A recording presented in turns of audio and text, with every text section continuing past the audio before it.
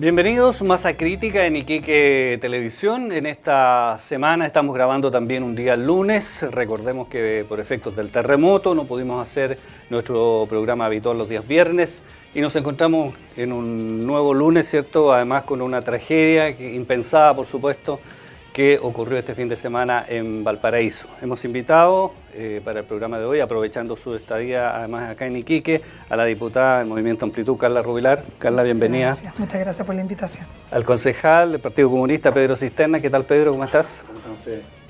Y como es habitual también, ¿cierto? Nos acompaña nuestro analista Omar Williams, sociólogo. ¿Qué tal, Omar? ¿Cómo estás? Bienvenido, aunque no es habitual. ¿Sí? Bueno, partamos por esta situación, digamos, que acabamos de vivir este fin de semana, ¿cierto?, tan grave en Valparaíso y que se suma a lo que estamos viviendo nosotros desde hace un par de semanas. Diputada, ¿cómo ha visto usted esta tragedia, digamos, que ocurrió en Valparaíso y de alguna manera cómo ha visto a las autoridades la reacción de ellas? A ver, yo creo que cualquier crítica en materia de desastre o catástrofe política tendremos que dejarla para un poquito más adelante. La verdad es que todos tenemos que trabajar por sacar adelante Valparaíso, el mismo norte. La situación en Valparaíso es muy compleja. La verdad es que nosotros como Movimiento Amplitud tenemos a uno de nuestros diputados que es el diputado de Valparaíso. La verdad es que él está desde el primer minuto allá y nos ha mandado imágenes, comentarios que son devastadores, digamos. La verdad es que nos ha dicho literalmente que cualquier cosa que diga es poco para poder describir lo que ha pasado en Valparaíso. Pero dentro de esa discusión y empezar nuestra suerte de campaña para recolectar ayuda y para poder contribuir también como Movimiento de Amplitud a Valparaíso, nosotros teníamos programada la visita acá a Iquique, que va a también tener una visita por el diputado Pedro Brown a Arica también en su momento, que tenía que ver con el terremoto.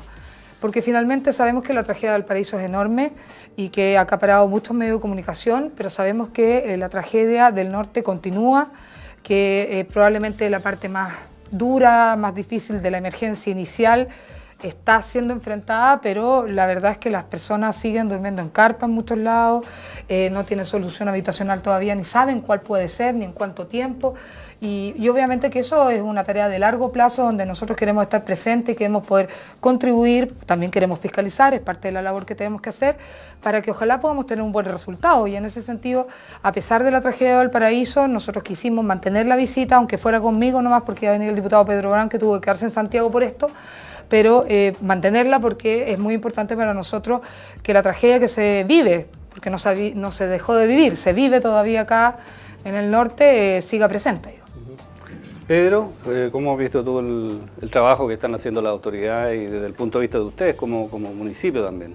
Acá en Iquique, Sí, sí. Sí, porque tenemos muy reciente lo de Valparaíso, estamos todos, yo creo, un poco pendientes de allá también, porque mediáticamente está muy fuerte esto. Bueno, yo creo que hay una primera emergencia o primera respuesta, que es la inmediata, que tiene que ver con la colchoneta, con la linterna, tiene que ver con satisfacer la necesidad inmediata después del terremoto. Luego, una vez constatado ya la magnitud de la catástrofe, que en términos de vivienda es lo más grave, no nos ponemos de acuerdo todavía en las cifras, va a demorar un poquito aquello, acudir en solucionar el tema de la vivienda, que nosotros esperamos que ahora ya haya respuestas rápidas en materia de políticas públicas en vivienda para solucionar el problema. Uno va a las dunas 1, va a la gente que está en la rotonda del Pampino, en el cementerio 13, donde están, y toda la gente que rodea nuestro cerro, digamos, de acá Iquique, carpas, y dice el tema de la vivienda. Y básicamente, fíjate, la mayoría son arrendatarios. Porque Iquique, no sé por qué, es una ciudad de arrendatarios. No sé dónde están los propietarios, pero tú dónde vas, gente arrendando. El Pablo Neruda, 70% arrendatario. El Santa Cecilia, un poco lo mismo, por mencionarte algunos. Entonces, el tema de la vivienda es lo que viene ahora, y ahí el gobierno tiene la palabra. Tiene que decir qué políticas públicas implementar. Subsidios de arriendo en lo inmediato. Reconstrucción, ¿dónde? Donde primero albergamos, ¿no es cierto?, a la gente en viviendas de emergencia, en una ciudad donde no tenemos muchos lugares donde disponer de aquello. Y acudir, digamos, para que termine esta situación. Porque fíjate que, siendo yo profesor y dirigente y presidente de los profesores de acá, el lunes ya retomamos las actividades normales en todos los colegios, 27 colegios municipales. Y muchos de nuestros niños se van a ir de la carpa al colegio y del colegio a la carpa. Es una situación que tenemos que resolver rápidamente. Omar, ¿cómo ves tú esta situación bastante complicada? Digamos. Complicada, y la pregunta que yo me hacía mientras escuchaba a nuestros panelistas es si esto era evitable. Obviamente el terremoto y el tsunami escapan a la voluntad nuestra. Me preocupa un poco, Pedro, efectivamente el tema de la vivienda es un tema fuerte, importante, clave en la construcción de la vida cotidiana de las personas. Pero no, la urgencia no nos puede llevar a repetir el error anterior de construir en malos suelos, en no fiscalizar la construcción, no fiscalizar la calidad de la vivienda. Yo creo que ahí hay un tema que sí podría haberse tomado medidas del terremoto del 2005, ya porque no nos olvidemos que la región ha sido terremoteada 2005 y ahora 2 terremotos, o sea, en menos de 10 años han habido 3 terremotos en esta región. Pero los errores desde ese punto de vista se repiten. Y también un poco, ¿verdad?, lo de Valparaíso. O sea, la pregunta es, ¿era evitable esta tragedia? Y la respuesta es sí. Si es que hubiesen habido planos reguladores impulsados por los municipios, por los respectivos alcaldes, si es que hubiese habido un buen diseño urbanístico, si hubiese existido una planificación urbanística. Entonces, cuando suceden las tragedias, tenemos las consecuencias de acciones no meditadas, no reflexionadas y tomadas quizás con la premura de que hay que construir rápido, ya, construyamos. Pero después las consecuencias, lamentablemente, en estas cosas, las consecuencias las pagan los más pobres. Porque la ABC1 o los sectores medios tienen redes sofisticadas que les permiten solucionar su situación en el mediano o en el corto plazo. Pero los sectores pobres son los que se ven más afectados en este sentido, y yo comparto lo que tú dices, lo que va a suceder con los niños cuando regresen al colegio, del colegio de la carpa, cómo van a estudiar, cómo van a hacer las tareas. La cosa es... En ese sentido, Marco, le pedimos a la subsecretaria de Educación que estuvo acá la semana anterior 2 medidas, que yo viajo a Santiago pasado mañana y lo vamos a replicar con el ministro Izaguirre, con el presidente nacional de nuestro colegio de profesores, en el sentido de inmediatamente suspensión de pruebas SIMSE, como se hizo en el 27F en el sur, aunque me dicen que en octubre, ¿no es cierto?, sabemos todo, pero la presión es ahora, porque muchos colegios se marquetean a través de este indicador. Y la evaluación docente también, porque son los profesores que van a tener que contener. Vamos a tener que contener desde ahora. Los colegios que entraron hoy día, los pocos que entraron hoy día, luego ya el lunes de manera más masiva, esa contención va a tener que ser fuerte, digamos, acoger al niño que va a llegar. Hay niños que lloran, sigue temblando en la ciudad y hacer una tarea difícil, así que hay que contener sobre todo hoy día a nuestros niños. Diputada, hay un expertise del gobierno de Sebastián Piñera en este tema, ¿cierto?, por el 27F. Algunos dicen que lo que hay que hacer es fijarse en lo que hizo el gobierno de Piñera, digamos, y replicarlo ahora en el gobierno de Bachelet, que se hizo bien, que se hizo rápido, pero obviamente hay muchos que dicen cómo van a hacer las cosas, digamos, como la hizo Piñera, sino que hay que tomar y hacer todo de nuevo y hay que tomar otras medidas. ¿Qué piensa usted? La verdad es que yo creo que lo lógico siempre es mantener lo bueno, mejorar lo que le falta y innovar en lo que se crea en un programa de gobierno de un nuevo gobierno. Yo creo que efectivamente el gobierno del presidente Piñera hizo una gran labor, y no la digo yo, sino que lo dice la Universidad de Pensilvania y muchas otras universidades que han destacado el tema de la reconstrucción, que fue muy masiva, muy grande. No estoy diciendo con eso que el del norte no sea importante, es muy relevante, pero la verdad es que fue desde la 5ª región hasta la 9ª, el 27F, y la verdad es que el presidente logró reconstruir mucha infraestructura pública, hospitales, consultorios, carreteras, vivienda, etc. Y obviamente que de eso hay que tomar algunos aprendizaje a veces de errores también que se cometieron y que ojalá no se cometan acá también. Yo la verdad es que he escuchado atentamente al concejal y efectivamente en mi visita de hoy día uno puede ver hartas cosas, digamos, uno puede ver la enorme inequidad que hay en materia probablemente urbanística y de vivienda social. Cuando uno se da cuenta que las casas que se caen son las de vivienda social, uno dice, ¿qué está pasando aquí? Porque otras no se caen. Entonces, ¿qué materiales estamos usando? ¿Qué gastos estamos teniendo? Entonces, ¿qué suelo estamos usando? ¿O dónde efectivamente no tomamos las medidas porque es más complejo tal vez enfrentar un movimiento social que no le guste que uno lo retire de un lugar y guarda silencio, y finalmente cuando viene la tragedia, lo vimos en Valparaíso, son no sé cuántos incendios en el mismo mular, la gente de los cerros, muchos había perdido todas sus cosas en el 2008. Y eso habla mucho de inequidad y efectivamente de mucha vulneración de las personas con menos recursos. Y en ese sentido, yo espero que efectivamente ahora, yo vengo recién llegando de Dunas 1, y lo que me tiene más sorprendido es que la gente no tiene información. Y eso es muy complejo, porque una cosa es que uno le diga, sabe que esto se va a demorar harto, tenga paciencia, vamos a ver dónde lo vamos a pasar, una media agua en un terreno. Ni siquiera saben si se van a poder ir a una media agua, dónde, cuánto tiempo, si van a derrumbar, si van a volver a construir. ¿Para qué decirle a la gente que arrienda en la parte que es ampliación? Es decir, esa ya es la gente como peor, porque ni siquiera tiene un contrato de arriendo, sino que es una cosa como consensuada, sí, quédate ahí en mi ampliación y me pagas tú los meses. Entonces, uno también se pregunta ahí, después de tanta tragedia y que nosotros somos un país que tiene tanto problema, ¿por qué no tenemos esas soluciones? Si es obvio que esto pasa en todos lados y siempre hay gente que arrienda. Entonces, algo nos pasa como país que, si bien hemos ido aprendiendo algunas lecciones, lo vimos en el tsunami, como la gente evacuó bien y anduvo bien, otras como esta, como la política pública, la de resolver el problema, no está clara, no hay un protocolo claro, y estamos hoy día viendo qué habrá hecho Piñera, que hizo entonces no sé quién, a ver qué hacemos ahora, cuando debiera ser algo claramente normal, más allá del gobierno de turno, creo. Omar, el tema del protocolo, de cómo actúan nuestras autoridades, pareciera que efectivamente no existe, no está normado, no se ve. El tema de la información que decía la diputada, yo no he visto una conferencia de prensa que haya hecho, por ejemplo, el intendente regional dando un detalle de los daños, ¿cierto? Un detalle de lo que se va a hacer. Nada, todavía lo hemos visto en terreno, acompañando a los ministros, pero no hemos tenido una vocería oficial acá en la región. A ver, yo no sé, y me disculpa mi ignorancia, yo no sé si le corresponde al intendente, porque estamos en estado de excepción y por lo tanto hoy día la autoridad es el jefe militar. Por lo tanto, no sé si a él le correspondería informarle a la población. Pero se nota que no hay una coordinación, anda un ministro por un lado, otro ministro por otro lado. Está en la prensa, lo leí hace algunos días en un diario del día anterior, incluso al terremoto.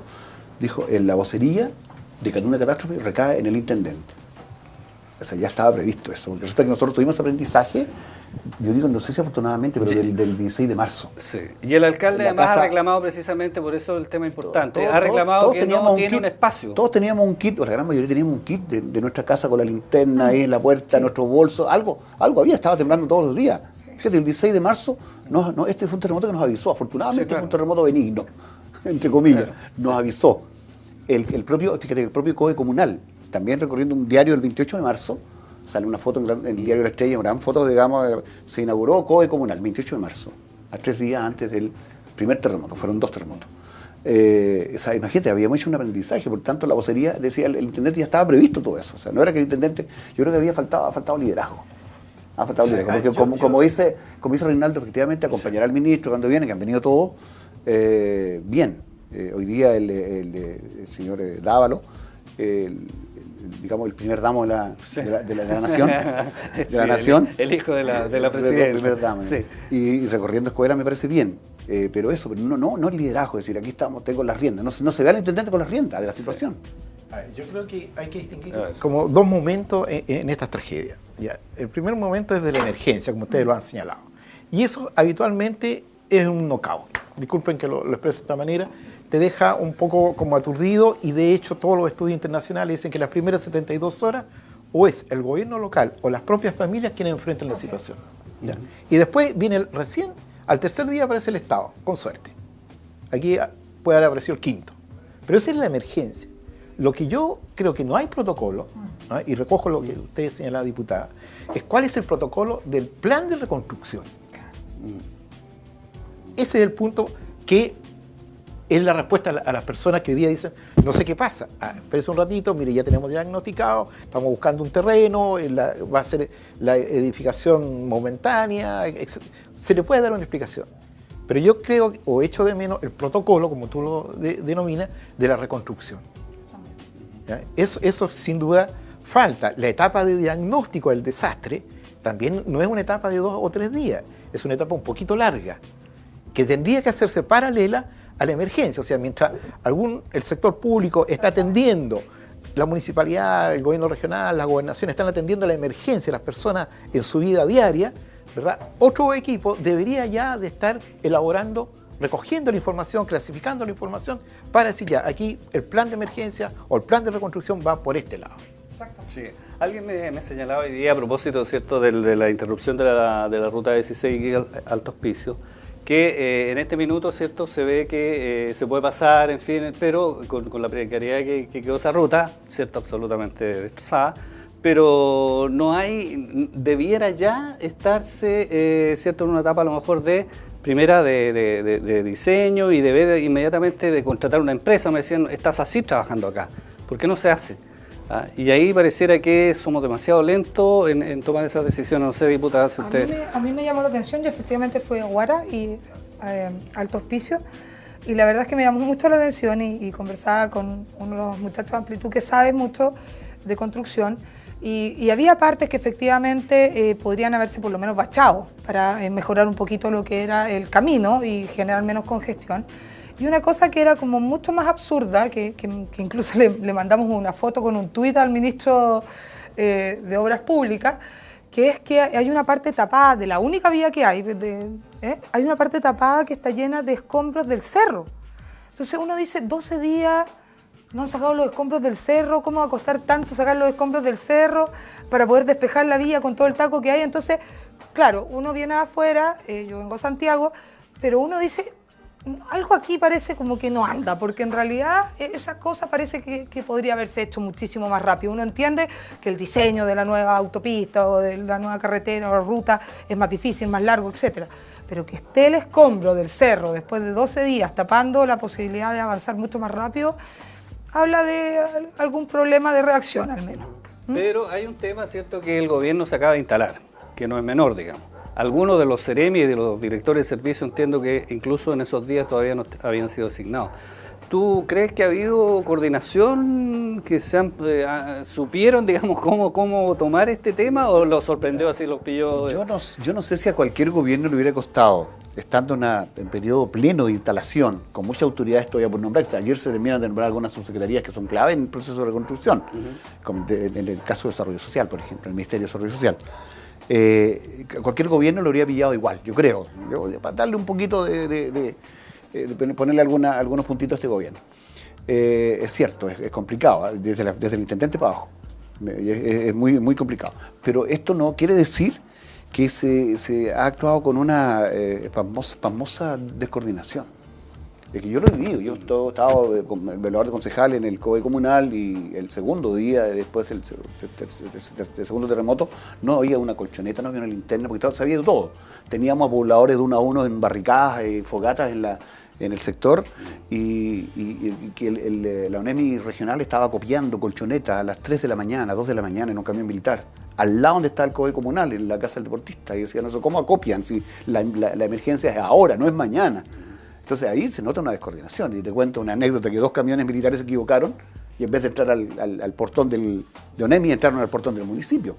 Y se produjo un altercado ahí con militares porque la gente del municipio quiso bajar inmediatamente esas colchonetas que se estaban demandando en ese minuto. Estábamos hablando de 2, 3 de la mañana, yo estaba ahí.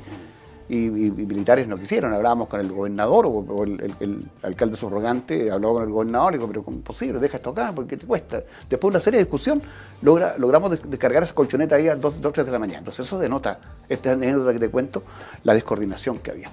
El no considerar a los gobiernos locales, que son el poder político más cercano a la gente, ¿no es cierto?, en la emergencia a nivel regional.